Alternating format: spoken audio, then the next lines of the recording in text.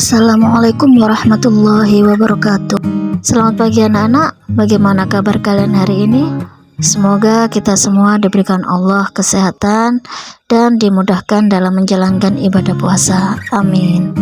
Pada pertemuan kali ini kita akan belajar tentang ilmu pengetahuan alam kelas 8, materi tentang sistem ekskresi. Sebelum dimulai, marilah kita baca doa bersama. Kita baca surat Al-Fatihah dan Asmaul Husna. Berdoa dimulai. Ketika kita olahraga, kulit akan mengeluarkan keringat. Keringat adalah respon untuk menjaga suhu tubuh kita agar tetap normal. Berkeringat pun termasuk dalam salah satu jenis ekskresi. Apa itu ekskresi dan organ apa saja yang terlibat? Marilah kita pelajari sistem ekskresi berikut ini.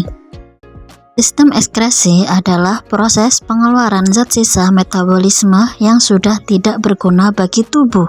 Organ yang terlibat dalam sistem ekskresi pada manusia ada 4, yaitu ginjal, hati, paru-paru, kulit.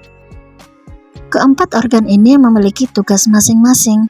Ginjal untuk pengeluaran urin, hati untuk pengeluaran cairan empedu, paru-paru untuk pengeluaran karbon dioksida dan H2O, dan kulit untuk pengeluaran keringat. Ginjal. Tubuh manusia memiliki sepasang ginjal di sebelah kiri dan kanan ruas-ruas tulang pinggang.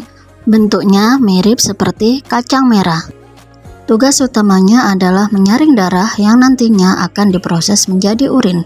Anak-anak, ini adalah struktur ginjal. Kalian lihat, terdapat 3 bagian utama pada ginjal.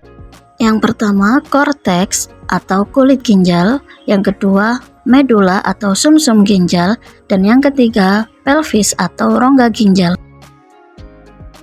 Unit terkecil penyusun ginjal adalah nefron. Sebuah ginjal tersusun dari jutaan nefron. Bagian-bagian nefron antara lain glomerulus, capsula Bowman, tubulus contortus proximal, tubulus contortus distal, tubulus collectivus, dan lengkung Henle.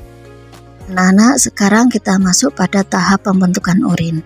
Tahap pembentukan urin ini ada 3 tahap. Yang pertama yaitu filtrasi, yaitu tahap penyaringan darah, terjadi pada bagian glomerulus atau korteks.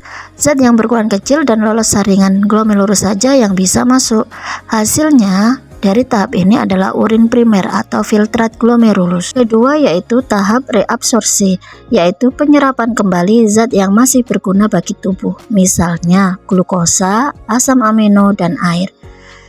Tahap ini terjadi di TKP. Hasil dari tahap reabsorpsi adalah urin sekunder atau filtrat tubulus. Dan yang ketiga adalah tahap augmentasi, yaitu penambahan zat yang tidak berguna bagi tubuh. Ini terjadi di TKD. Hasil dari tahap ini adalah urin sejati. Urin sejati inilah yang siap dikeluarkan oleh tubuh.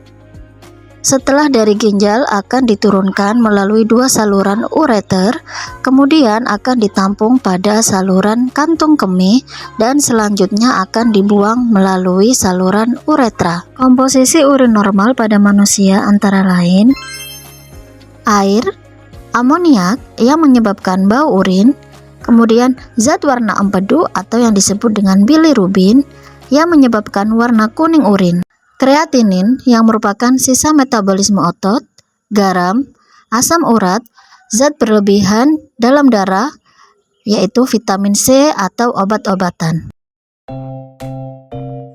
Organ ekskresi yang kedua yaitu kulit.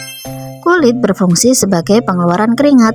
Selain berfungsi sebagai pengeluaran keringat, kulit juga berfungsi sebagai pengatur suhu tubuh, sebagai alat indera peraba, pelindung tubuh, menyimpan lemak, membentuk vitamin D dari provitamin D.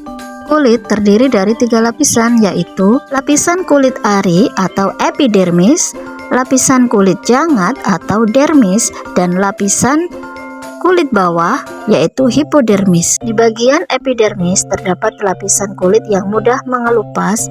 Di lapisan ini juga terdapat pigmen melanin yang membuat warna kulit menjadi hitam. Pada bagian dermis terdapat lapisan pembuluh darah, saraf, kelenjar minyak, kelenjar keringat, dan folikel rambut. Pada bagian hipodermis hanya terdapat lemak.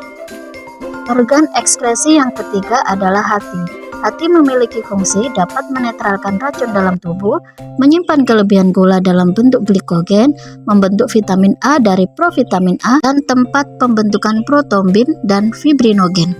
Organ ekskresi yang keempat adalah paru-paru. Selain berfungsi sebagai organ pernafasan, paru-paru berfungsi sebagai organ ekskresi. Paru-paru berperan untuk pengeluaran CO2 dan H2O atau uap air dari hasil pernafasan manusia. Selanjutnya kita akan membahas tentang gangguan pada sistem ekskresi. Yang pertama adalah nefritis atau radang nefron, yaitu infeksi pada ginjal karena serangan bakteri Streptococcus. Diabetes mellitus atau kencing manis, adanya glukosa pada urin, gangguan pada tahap reabsorpsi, kekurangan hormon insulin yang dikeluarkan kelenjar pankreas. Diabetes insipidus, penyebabnya yaitu volume urin sangat banyak, terjadi karena kekurangan hormon ADH, antidiuretik hormon, yang dihasilkan kelenjar hipofisis di otak. Batu ginjal atau nama lainnya kencing batu, disebabkan adanya endapan garam kalsium pada rongga atau saluran ginjal. Pada saat buang air kecil terasa sangat sakit. Albuminuria, disebabkan adanya protein albumin pada urin, terjadi karena ada kerusakan pada glomerulus sehingga urin keruh dan berbusa. Jerawat, disebabkan karena tersumbatnya kelenjar minyak akibat debu, sisa kosmetik, dan faktor hormonal. Biang keringat, disebabkan adanya penyumbatan pori-pori kulit atau pada kelenjar keringat. Hepatitis atau radang hati, disebabkan oleh virus hepatitis. Alhamdulillah, materi tentang sistem ekskresi sudah selesai. Semoga hari ini kita mendapatkan ilmu yang manfaat dan barokah dari Allah Subhanahu wa Ta'ala. Ya akhiri bunana, wassalamualaikum warahmatullahi wabarakatuh.